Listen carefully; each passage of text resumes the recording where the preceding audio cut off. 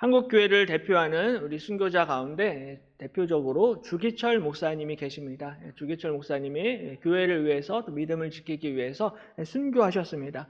본인이 순교하셨을 뿐만이 아니라 우리에게 특별히 그리스도인이 준비해야 할 죽음에 대한 세 가지 말씀을 우리에게 남기시고 순교하셨습니다. 첫 번째가 사망을 두려워하지 않도록 준비해야 합니다. 하나님을 만나고 말씀과 양심을 따라 행동한 사람은 죽음을 두려워할 이유가 없습니다. 라고 이야기하셨습니다.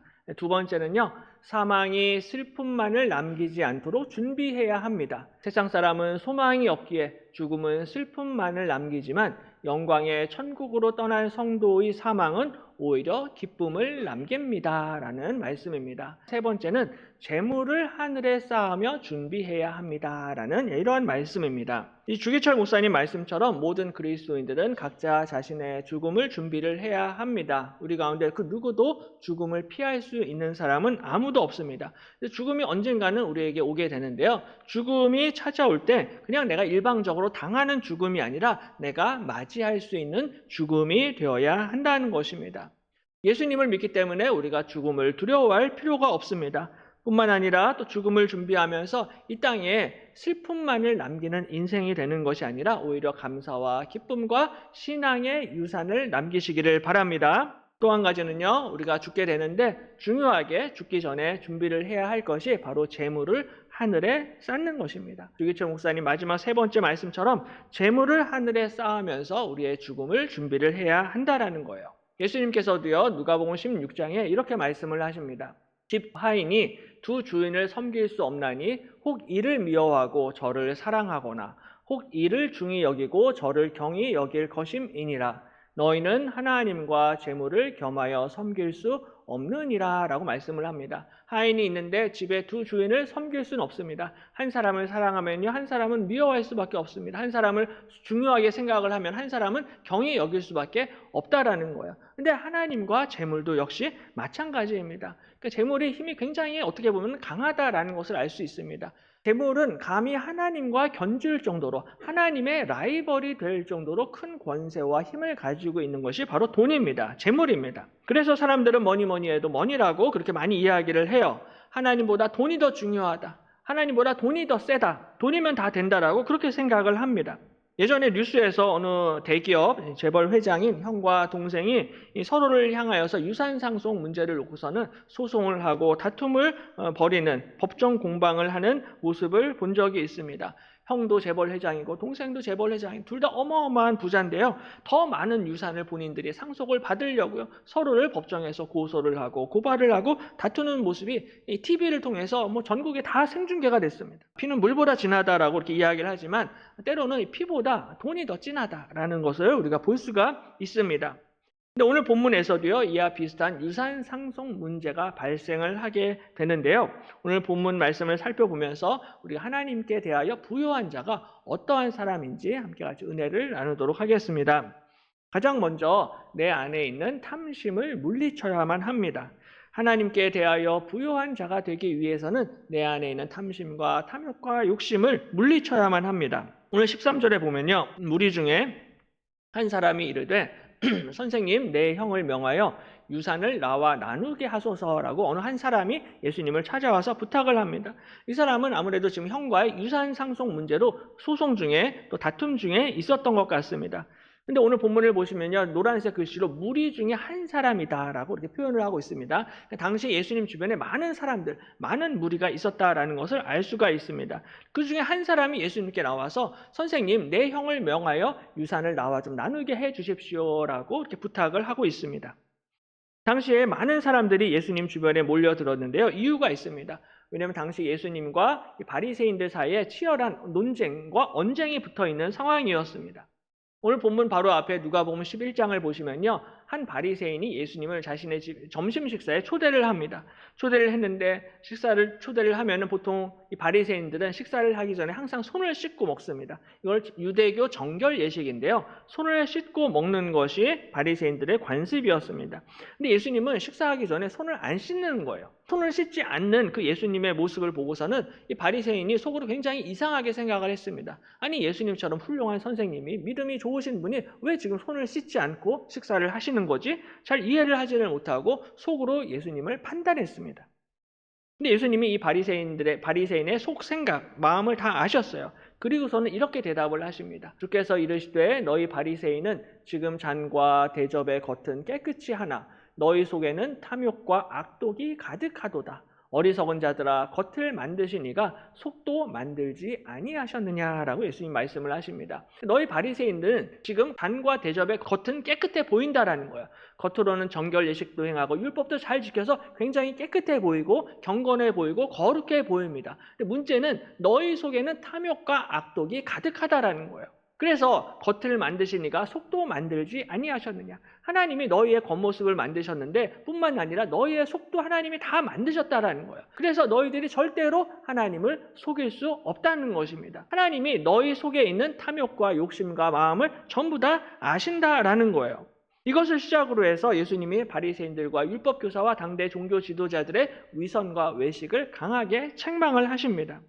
이런 책망을 들으니까는 바리새인들과 이 서기관들도 가만히 있지를 않고 예수님께 거세게 달려들어서 막 예수님을 공격하고 대적했습니다. 그래서 당시에 이렇게 예수님과 바리새인들 사이에 거센 언쟁과 논쟁 가운데 있어가지고 주변에 많은 사람들이 이 싸움 구경을 하려고, 이 논쟁을 구경을 하려고 많은 사람들이 몰려들어 있었던 그런 상황이었습니다. 바로 이러한 분위기에서 무리 중에 한 사람이 이르되 선생님 내 형을 명하여 유산을 나와 나누게 하소서라고 예수님을 찾아와서 부탁을 하고 있는 것입니다. 어떻게 보면 굉장히 좀 뜬금없는 그런 이야기예요. 지금 예수님이 한창 이 바리새인들과 토론을 하고 논쟁을 하고 있는데 갑자기 한 사람이 튀어나와가지고 형과의 유산 상속 문제를 좀 해결해 주십시오라고 이렇게 난데없이 끼어든 것입니다.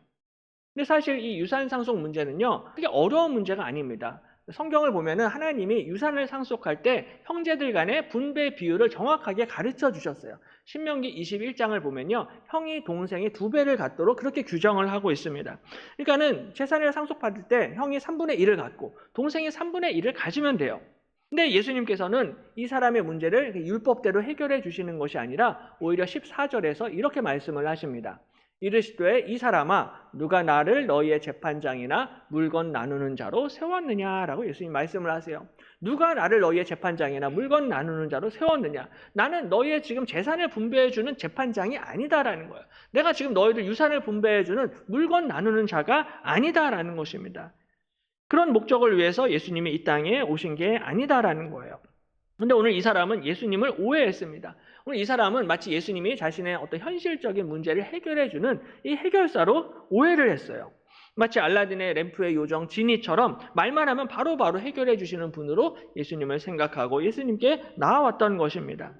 근데 이건 이 사람뿐만이 아니라 당시 대부분의 유대인들이 하나님이 보내시는 메시아에 대해서 그러한 착각과 오해를 하고 있었습니다.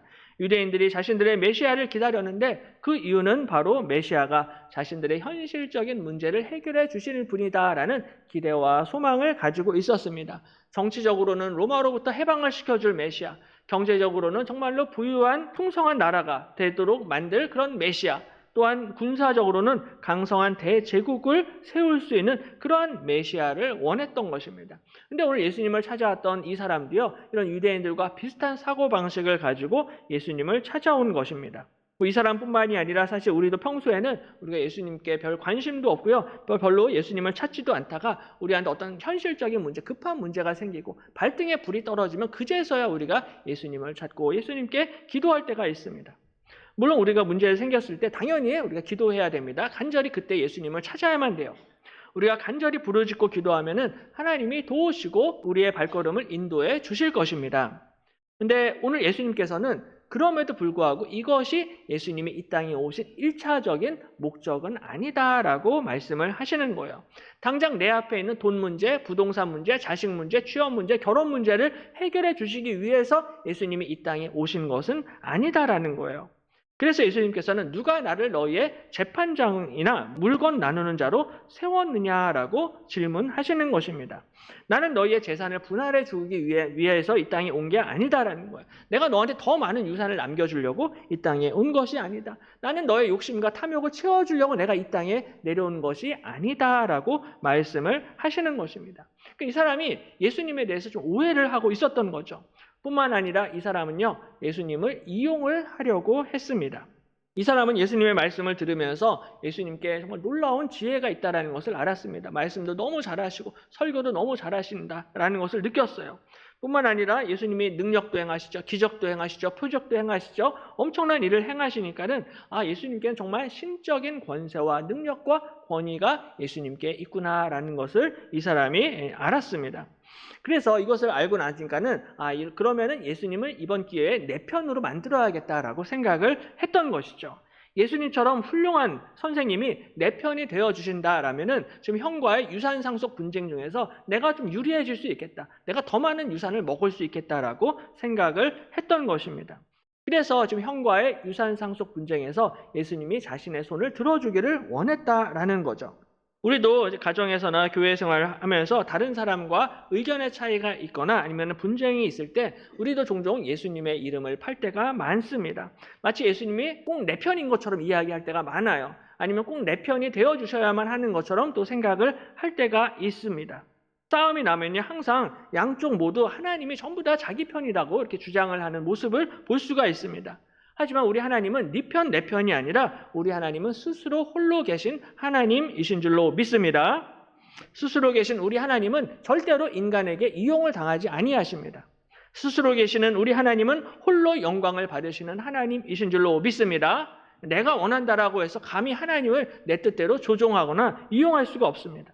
그런데 오늘 이 사람은 자신의 이익을 위해서 자신의 입장을 정당화시키기 위해서 오늘 예수님을 이용을 하려고 예수님을 찾아왔던 것입니다. 근데 예수님이 이 사람의 속마음을 아셨고 이 사람의 근본적인 문제가 무엇인지 아셨습니다. 그것은 바로 이 사람 안에 있는 탐심입니다. 15절에 그들에게 이르시되 삼가 모든 탐심을 물리치라. 사람의 생명이 그 소유의 넉넉한데 있지 아니하니라 라고 말씀을 하십니다. 다시 말해서 네가 지금 유산 상속 분쟁 때문에 나를 찾아왔는데 나에게 도움을 요청하는데 사실은 유산이 문제가 아니라 진짜 문제는 너의 안에 있는 탐심이다 라고 말씀을 하시는 것입니다. 너의 안에 있는 욕심과 탐욕이 근본적인 문제가 된다라는 거예요. 그러므로 삼가 모든 탐심을 물리치라 말씀을 하십니다. 왜냐하면 사람의 생명이 그 소유의 넉넉한 데에 있지 않기 때문입니다. 소유의 넉넉함을 가지고 있다라고 해서 형보다 더 많은 유산을 네가 얻는다라고 해서 그것이 너의 생명을 지켜주지 못한다라는 거예요. 너의 재산을 아무리 많이 상속받는다 할지라도 그것이 너의 영혼을 보장할 수 없다라는 것입니다. 이것을 가르치시면서 어리석은 부자의 비유를 예수님이 가르쳐 주세요. 16절에 또 비유로 그들에게 말하여 이르시되 한 부자가 그 밭에 소출이 풍성하매 심중에 생각하여 이르되 내가 곡식 쌓아둘 곳이 없으니 어찌할까 하고 또 이르되 내가 이렇게 하리라. 내 곡간을 헐고 더 크게 짓고 내 모든 곡식과 물건을 거기 쌓아두리라 라고 그렇게 이야기합니다. 부자가 소출을 거두었는데 어마어마한 많은 소출을 거두게 됩니다. 풍년이 나서 엄청난 소출을 거두게 되어서 더 이상 이 곡식이 곡간에 들어갈 자리가 없는 거예요. 그래서 이 사람이 생각한 것이 그러면 기존에 있던 곡간을 다 부숴버리고 내가 더 큰 곡간을 지어야겠다. 더 큰 창고를 만들어서 거기다가 더 많은 곡식을 쌓아두어야겠다라고 이 사람이 그렇게 생각을 했습니다. 곡간을 헐고 더 크게 짓고 내 모든 곡식과 물건을 거기 쌓아두리라 라고 이야기합니다. 소출이 엄청나게 많았고 재산과 재물이 많았지만 그 재산과 재물과 곡식을 하나님과 이웃을 위해서 좀 사용해야지, 나누어 주어야지라는 생각은 전혀 하지 않고요. 오히려 기존에 멀쩡히 있는 곡간을 부수겠다라는 거예요. 부수고 내가 더 큰 곡간, 더 큰 창고를 만들어 버리겠다는 것입니다. 그래서 또 내가 내 영혼에게 이르되 영혼아 여러 해 쓸 물건을 많이 쌓아두었으니 평안히 쉬고 먹고 마시고 즐거워하자 하더라 라고 속으로 좋아하면서 이야기합니다. 이제 내가 재물과 양식을 내가 많이 쌓아두었으니까 이제 내 인생은 평안히 쉬고 먹고 마시고 즐거워하면 되는 게 이제는 내 인생이다 라고 생각을 하는 것입니다. 근데 이것은 이 부자뿐만이 아니라 사실 대부분의 세상 사람들이 전부 다 이러한 사고방식을 가지고 있습니다. 세상 사람들은 끊임없이 자신의 소유와 재산과 재물을 쌓고 또 쌓아 올립니다. 자신이 가지고 있는 것으로 만족을 하지 못하고요. 계속해서 내가 조금만 더 쌓아야지, 조금만 더 모아야지 하면서 끊임없이 이거를 쌓아 올리고 있습니다. 왜냐하면 그 재산과 재물과 소유가 나를 안전하게 지켜줄 거다라고 생각을 하기 때문입니다. 내가 더 많은 재산을 가지고 있으면 나는 더 행복하게 살 수 있어 라는 이러한 착각을 하고 있는 거죠. 그래서 그 큰 재벌 회장님들이 TV에서 온 국민이 다 지켜보고 있는데도요, 서로가 더 많은 유산을 차지하려고 형제 간에 그냥 피 터지게 싸우고 부부 간에도 서로 그냥 소송을 걸고 재산 다툼을 하는 그러한 모습을 볼 수가 있습니다. 사실 그분들이 돈이 없는 분들이 아니잖아요. 어마어마한 재산을 가지고 있는데 더 갖고 싶어 하는 거예요. 더 많이 쌓아 올리고 싶어 하는 것입니다. 더 많은 재산과 물질과 소유가 있으면 그것으로 내 영혼이 만족하고 내 영혼이 쉼을 얻을 것이다. 행복해질 거다라고 착각을 하는 인간의 어리석음입니다. 끊임없이 쌓고 자신의 바벨탑을 쌓아 올려가고 있는 것이죠. 오늘 부자도 마찬가지였습니다. 정말로 이 부자는요, 자신의 생명의 주관자가 누구신지 알지 못했습니다. 내 영혼의 주인이 누구신지를 부자가 알지를 못했어요. 인간의 생사화복을 주관하시고 우리에게 참된 행복과 만족과 안식을 주시는 분은 오직 하나님 아버지 한 분이신 줄로 믿습니다. 하나님만이 우리에게 참된 행복과 평안과 안식을 주십니다. 이 세상과 이 세상에 속한 물질과 재산이 우리에게 평안을 줄 수 없다라는 것입니다. 재물이 많다고 평안이 쉴 수가 없어요. 오직 하나님만이 우리에게 참된 기쁨과 평안을 주시는 것입니다. 그래서 시편 4편을 보면요, 우리 함께 같이 화면을 보고 읽도록 하겠습니다. 주께서 내 마음에 두신 기쁨은 그들의 곡식과 새 포도주가 풍성할 때보다 더하니이다. 내가 평안히 눕고 자기도 하리니 나를 안전히 살게 하신 이는 오직 여호와이시니이다. 아멘. 주께서 우리 마음에 기쁨을 주십니다. 근데 이 기쁨은 세상 사람들의 곡식과 새 포도주가 풍성할 때보다 더 큰 기쁨을 우리에게 주신다라는 거예요. 세상 사람들은 곡식이 많아야지 기뻐합니다. 포도주가 많아야지 기뻐합니다. 돈이 많아야지 기뻐해요. 근데 하나님이 우리에게 주시는 기쁨은 세상이 주는 기쁨보다 훨씬 더 크고 영원하고 소중하다라고 말씀을 하고 있는 것입니다. 그래서 하나님이 우리를 보호하시고 우리를 지켜주시면 내가 평안히 눕고 자기도 하리니 나를 안전히 살게 하신 이는 오직 여호와이시니이다 라고 고백을 하고 있습니다.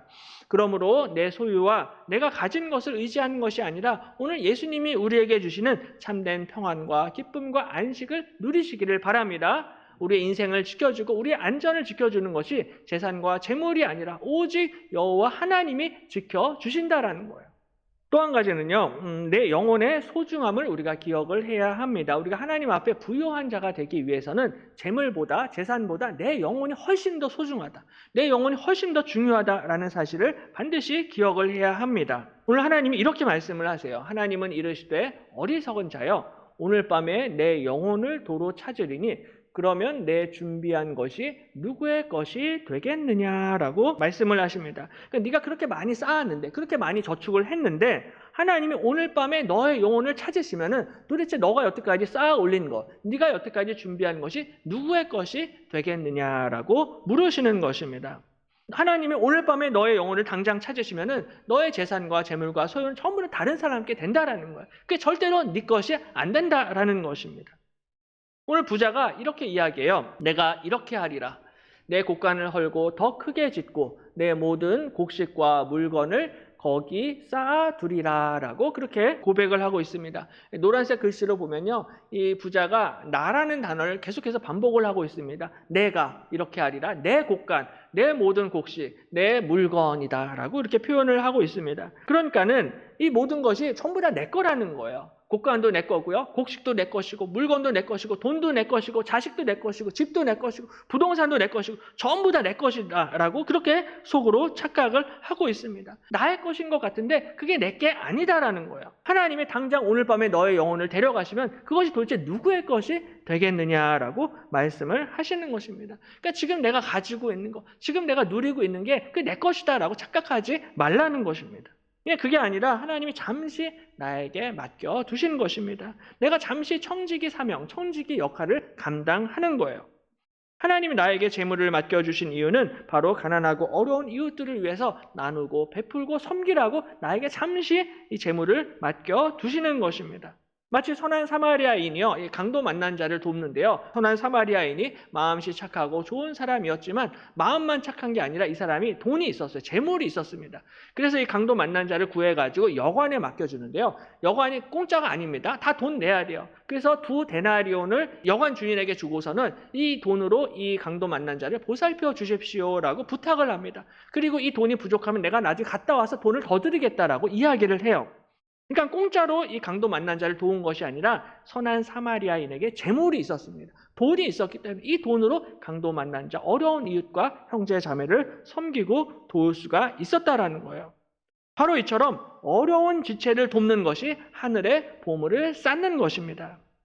그래서 33절에 너희 소유를 팔아 구제하여 낡아지지 아니하는 배낭을 만들라. 곧 하늘에 둔 바 다함이 없는 보물이니 거기는 도둑도 가까이 하는 일이 없고 좀도 먹는 일이 없느니라. 너희 보물 있는 곳에는 너희 마음도 있으리라 라고 말씀을 하십니다. 너희의 소유를 팔아 구제하라는 거예요. 그래서 낡아지지 않은 배낭, 돈지갑을 만드는데 이 돈지갑은 하늘에 있는 돈지갑입니다. 그래서 다함이 없는, 끝이 없는 그런 보물을 거기에다가 쌓아두고, 그리고 하늘에 있는 그 돈지갑은요, 도둑도 가까이 하는 일이 없고요, 좀도 먹는 일이 없다는 것입니다. 이 땅에 보물을 쌓아두면요, 나중에 다 세상 떠날 때 다 놓고 가야 돼요. 내 것이 하나도 없습니다. 다 사라지고 없어질 것인데, 하늘에 재물을 쌓고 하늘에 보물을 쌓는 사람은 그 보물과 보화가 영원히 없어지지 않는다라는 것입니다. 그러므로 너희 보물 있는 곳에 너희 마음도 있다라고 말씀을 하시는 거예요.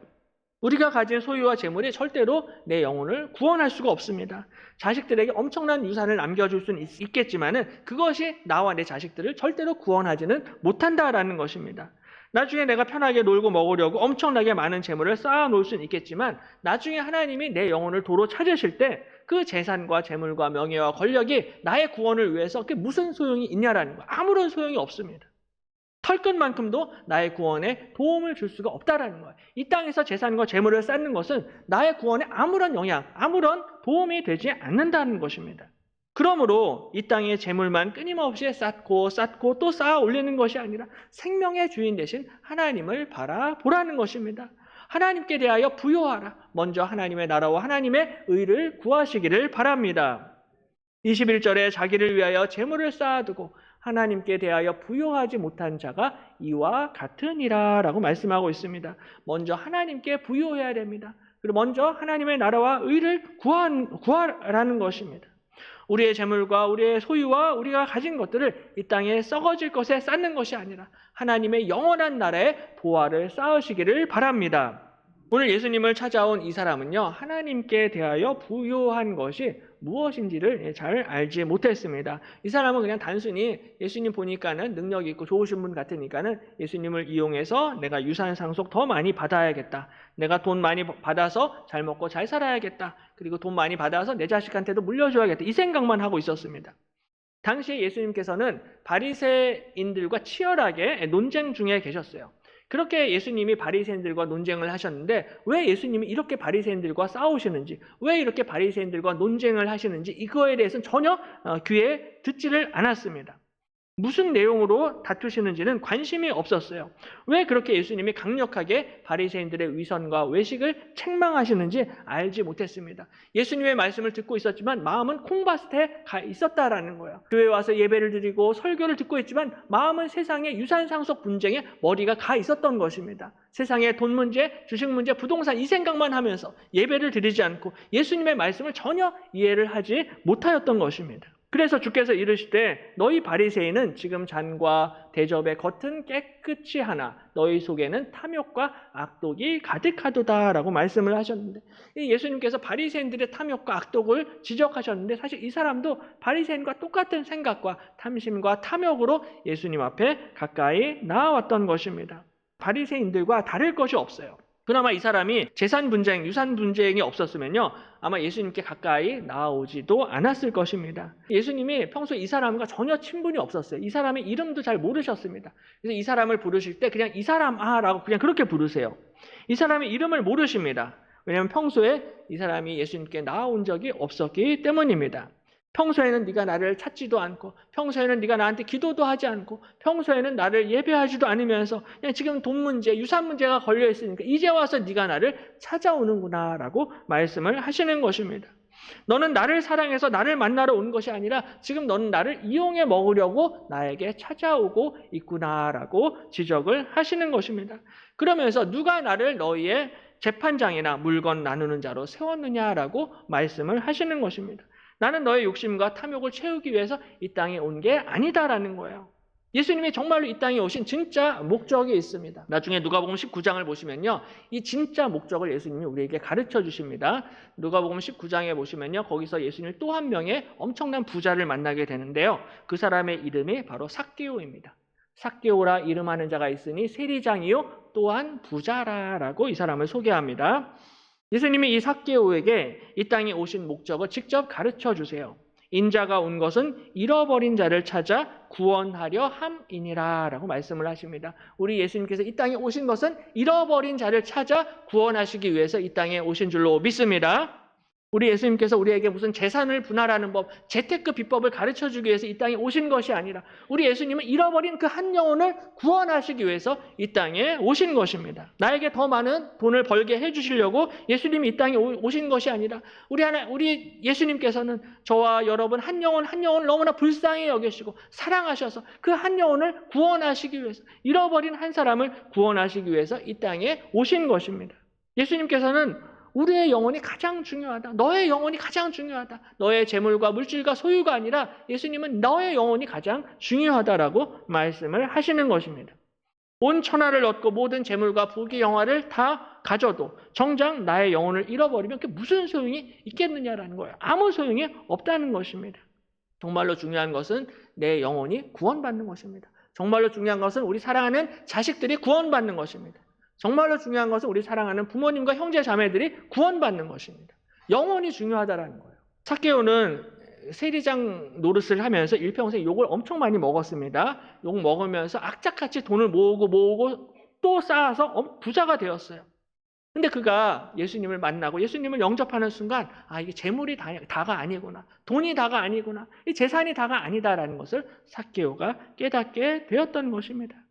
그래서 정말로 예수님을 인격적으로 만나고 예수님을 영접한 바로 그 순간부터 삭개오는 자신의 소유의 절반을 아낌없이 가난한 사람들에게 주겠습니다라고 고백합니다. 삭개오가 재물을 나누어 줄 때요, 하나님 제가 10에 1조 하겠습니다, 10에 2조 하겠습니다, 3조 하겠습니다, 이런 고민을 전혀 하지를 않아요. 그게 아니라 삭개오는 예수님을 만날 때 자신의 재산 절반을 하나님 앞에 드리겠습니다라고 하나님 앞에 헌신합니다. 뿐만 아니라 주님, 제가 누구든지 속여서 빼앗은 일이 있으면 제가 내갑절을 갚겠습니다라고 이야기합니다. 누구든지 속여서 빼앗은 일이 있으면 제가 이자를 10% 더 주겠습니다, 20% 더 주겠습니다, 그런 거 갖고 갈등을 하는 것이 아니라 주님, 제가 그런 일이 있으면 제가 400% 배상하겠습니다, 내갑절을 갚겠습니다라고 하나님 앞에 헌신하고 결단하고 자신의 소유와 재산과 재물을 주님 앞에 내려놓는 것입니다. 바로 이런 사람들이 하나님께 대하여 부요한 자들입니다. 어리석은 부자처럼 아둥바둥 자신의 것을 하나라도 더 챙기려고 쌓으려고 노력하고 애쓰는 것이 아니라 하나님을 위해서, 교회를 위해서, 이웃을 위해서 기꺼이 기쁜 마음으로 자신의 것을 드리는 사람들이 참으로 하나님 앞에 부요한 자가 되는 줄로 믿습니다. 물질을 드릴 뿐만 아니라 시간도 드리고 정성도 드리고 노력과 헌신과 모든 것들을 아낌없이 하나님 앞에 드리는 자들이 하나님께 대하여 부요한 백성이 되는 것입니다.